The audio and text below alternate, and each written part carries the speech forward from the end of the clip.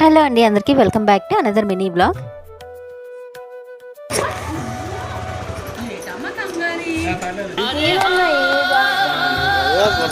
ఫైనల్గా మా అమ్మ వాళ్ళు వచ్చారని చెప్పి పరిగెట్టుకొని వచ్చేసరికి అయితే అక్కడైతే స్కిడ్ అయితే పడ్డాను. వాళ్ళ దగ్గర ఎక్స్ట్రాల్ చేశాను కానీ కాకపోతే కాలు అయితే మాత్రం పెయిన్ వస్తుంది, గట్టిగా పడిపోయాను.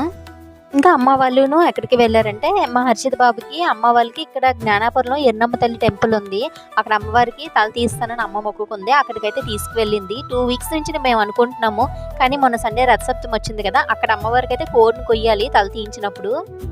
ఇంకా మా జోసుకు బ్రేక్ఫాస్ట్ వచ్చేసి ఎగ్ దోశ అయితే వేసాను. ఇంకా లంచ్లోకి వచ్చేసి ఎగ్ ఫ్రైడ్ రైస్ అయితే చేస్తాను. బాబుని తీసుకొని అమ్మ వాళ్ళ టెంపుల్కి వెళ్ళిన తర్వాత ఫస్ట్ దీపారాధన అయితే చేస్తాను. అక్కడ అమ్మవారికి కోడిని కోస్తారు కదా, ఆ కోడిని అయితే టెంపుల్ దగ్గర మనం వండుకొని తినేయాలి. లేకపోతే ఇంటికి తెచ్చిన తర్వాత దారమందం అవతలే తినాలి కానీ యువతలో తెచ్చుకోకూడదు. అందుకే నేను బయట పొయ్యి పెట్టి కర్రీ అయితే చేశాను. మా హర్షిబాబు గుండు చూసారా ఎలా ఉందో, భలే ఉంది. అమ్మ వాళ్ళు మొత్తం మీద 2 kgs కోడిని అయితే తీసుకున్నారంట. ఇంక మొత్తం అన్నీ పోయిన తర్వాత మనకైతే 1.5 kg చికెన్ అయితే వచ్చింది. దాన్ని అయితే కొంచెం కర్రీలా చేశాను, కొంచెం అయితే ఫ్రైలా చేశాను.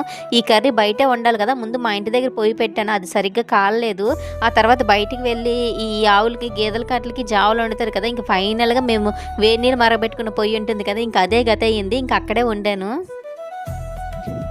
కర్రీ వండిసిన తర్వాత చికెన్ కూడా కొంచెం ఫ్రై చేసుకున్నాను. ఏదైనా కట్టెల పొయ్యి మీద వండింది కొంచెం టేస్ట్ వస్తుంది కదా, అందుకే ఈ ఫ్రై అయితే మాత్రం చాలా టేస్ట్ వచ్చింది. ఇది ఈరోజు మినీ వ్లాగ్. వీడియో నచ్చితే లైక్ చేయండి. Bye bye.